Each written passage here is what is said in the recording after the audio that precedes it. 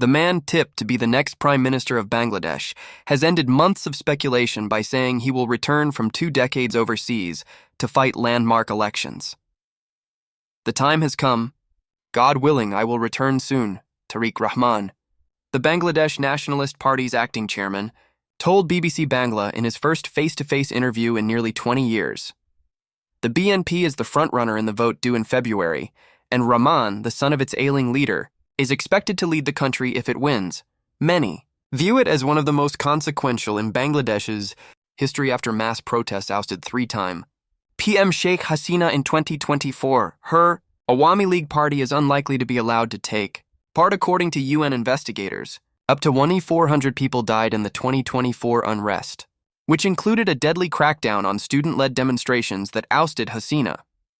Hasina, who fled to India, is on trial in absentia for crimes against humanity alleged to have been committed during the demonstrations. Since she was toppled, many have questioned why Rahman was still in London, where he has lived since 2008. Maybe due to some personal reasons, the return has not happened yet. But I think the time has come, he said. This is an election for which people had been waiting. I cannot keep myself away during this time.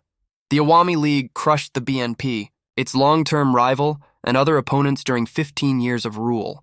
Rahman, who was sentenced in numerous cases in absentia, was cleared of all charges after Hasina was ousted. The interim government, led by Nobel laureate Prof. Muhammad Yunus, has banned the Awami League from political activity until the trial of its leaders is over. Both Hasina and her party reject all the charges against them. Although the BNP has criticized the interim government over the past year for not announcing an election date, they appear to share similar views on the Awami League's participation. Those who ordered killing and torture, they must be brought to justice, said Tariq Rahman. With its main rival absent, many speculate the BNP will have a comfortable lead in the election, and if the party wins, Rahman, 58, is expected to be the next prime minister. His mother, former PM Khaleda Zia, who is 80, is ill and unlikely to take an active part in the campaign. However, Jamaat-e-Islami, the country's largest Islamist party, has seemingly gained some ground over the last year. Its student wing won majorities in 2 public university student union elections for the first time, energizing the party. Rahman thinks the results of the student union won't have an implication for the general election. Their proportion of votes in previous elections was much smaller compared to the 2 major parties.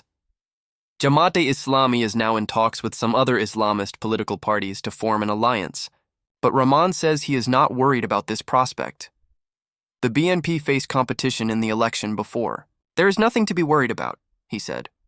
In the early 2000s, the BNP and Jamaat formed a coalition government, but have recently pursued independent paths. Meanwhile, a new party led by student leaders of the Uprising, the National Citizens Party, NCP, failed to gain much support in the student union elections. For a youth-led party, losing on their home turf has raised questions about their prospects in the national election. Relations with Bangladesh's largest neighbor, India, have been tense since Hasina found shelter in Delhi. Bangladeshi courts have issued a warrant for her arrest, and Bangladesh has sought her extradition. India has yet to officially react. The relationship with India is a sensitive issue in Bangladeshi politics.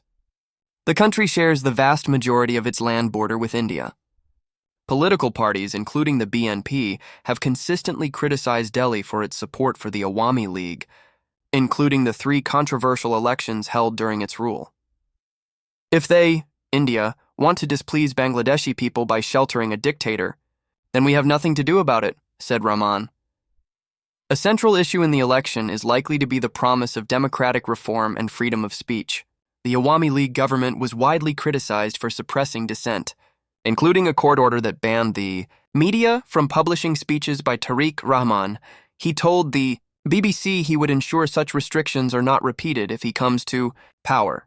The interim government is attempting to build a consensus among political parties on a set of reforms, but progress has been slow. For many Bangladeshis, particularly the young people who led last year's uprising, ensuring basic freedoms will be a key test for the country's next government.